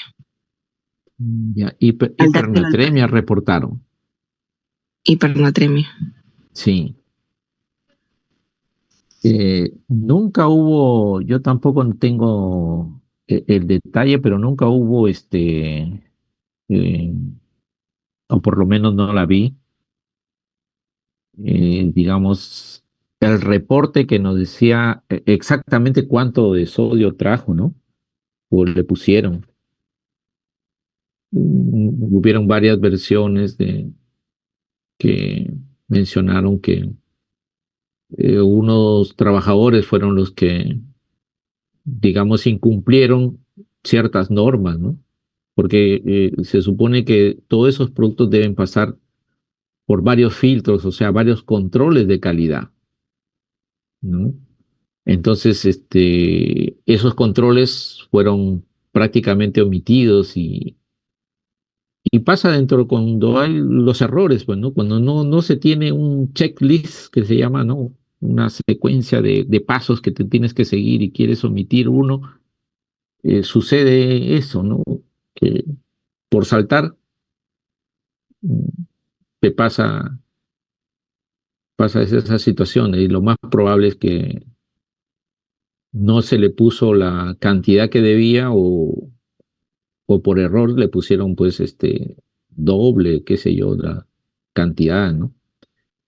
El hecho es que me imagino yo que no pudo ser pues supervisada y pasó ese lote, ¿no? Y como hacían reposiciones, digamos, a gran volumen, fueron los que más se afectaron, ¿no?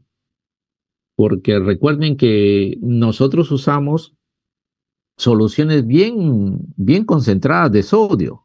Por ejemplo, las soluciones hipertónicas que se usan en neurocríticos, ¿no? Usamos soluciones al 7.5, inclusive hasta lo mismo hipersodio lo hemos usado, ¿no? De 20 al 20%. Lo inyectas directo. Lo hemos usado a veces en pacientes, ¿no? Pero para esas emergencias, el tema es que tienes que usar pocos volúmenes, ¿no? Esa solución, por ejemplo, al 7.5%, no usamos pues 80, 100 centímetros, no más, que es como bolo. Entonces, pero acá el tema era pues que era 1 litro, entonces ahí habrían grandes infusiones, qué sé yo, para un paciente inestable que querían reanimar con esas soluciones.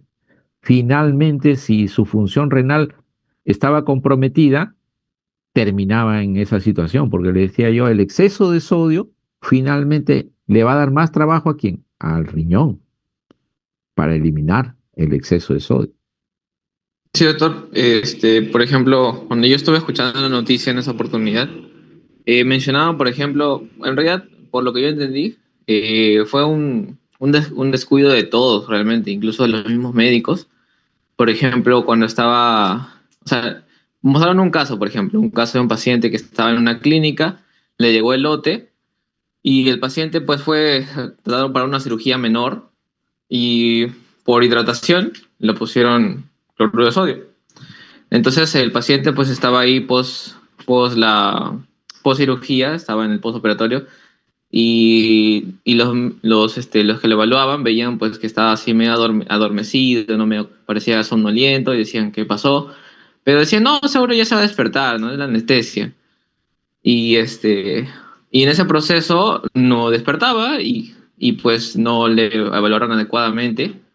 Estoy hablando de una clínica particular, no le valoraron adecuadamente y en ese proceso fue cuando no detectaron que estaba pues haciendo un coma hiperosmolar, por lo que entiendo, creo. Y pues terminó en coma, pues, ¿no? Ya no regresó a lo normal, pues, ¿no? No sé si es hiperosmolar, creo, o cómo sería eso, Doc. A veces pasa que nos excedemos en confianza, porque una de las cosas que creo que tienen que tener presente siempre es si existen dudas, yo creo que la duda debe favorecer en este caso al paciente, ¿no? Entonces, si tú tienes duda, pídele un examen, pídele un examen. Tómale, en este caso, por ejemplo, un análisis de gases arteriales con electrolitos no te toma pues ni 5 minutos, ¿no? Ni 3 minutos, si lo tienes en la máquina ahí, lo tomas y lo procesas y ya tienes unos resultados, ¿no? Y nos ha pasado, hasta un hemoglucotest nos ha pasado, ¿no? ¿Cuántas veces nosotros hemos ido, doctor, pero el paciente estaba hablando, ¿y qué pasó? De pronto el paciente está en coma. ¿Qué es? Diabético.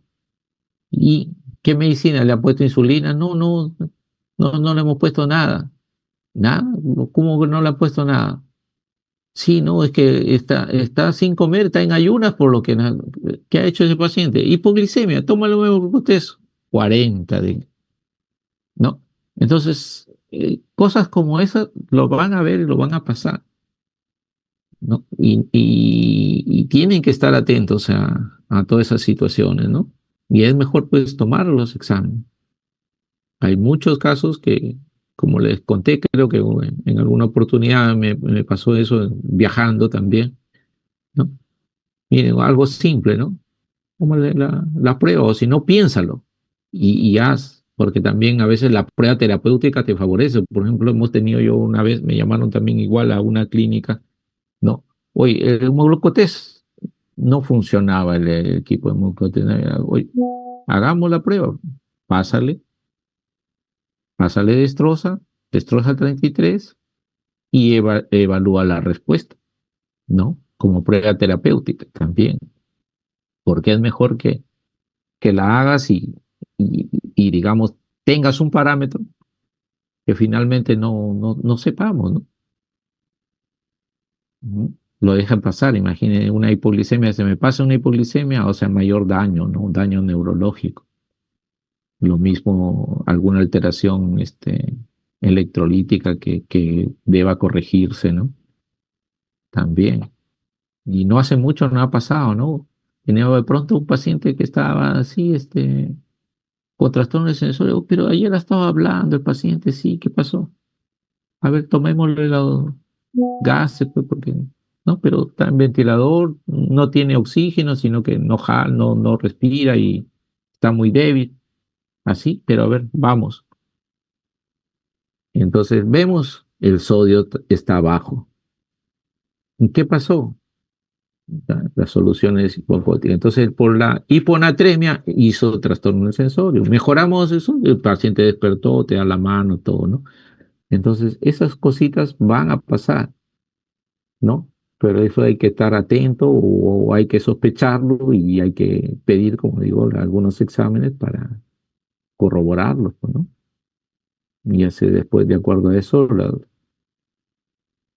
las intervenciones que sean necesarias, ¿no? Así es, muchacho. ¿Alguna pregunta?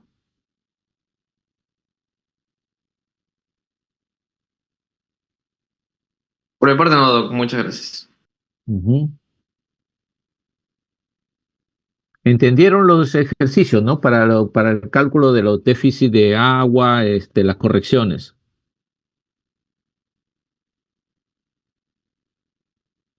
¿Cómo preparan a ver una solución al 3%?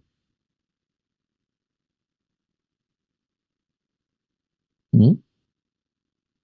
Porque no sé si han revisado, pero por ejemplo, no hay así como por decir un cloruro que viene a 0,9%, no viene ahí un frasco y diga, no, esta es una solución al 3%. ¿Cómo lo preparan?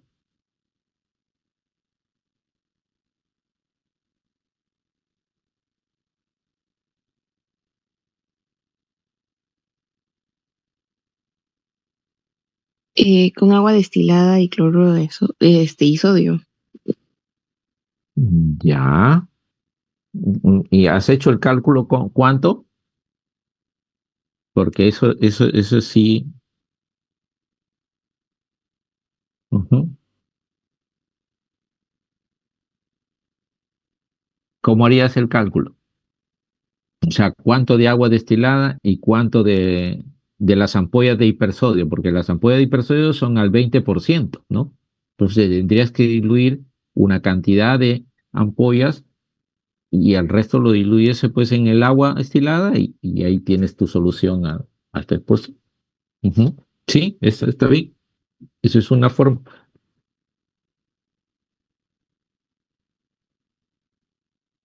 Estos detalles prácticos son importantes porque se van a encontrar ustedes en el día a día con eso y deberían practicarlo, ¿no? Considero que deberían practicarlo, en todo caso, saber cómo hacer, porque con sepan uno, lo van a emplear en diferentes situaciones, ¿no? Sepan la metodología.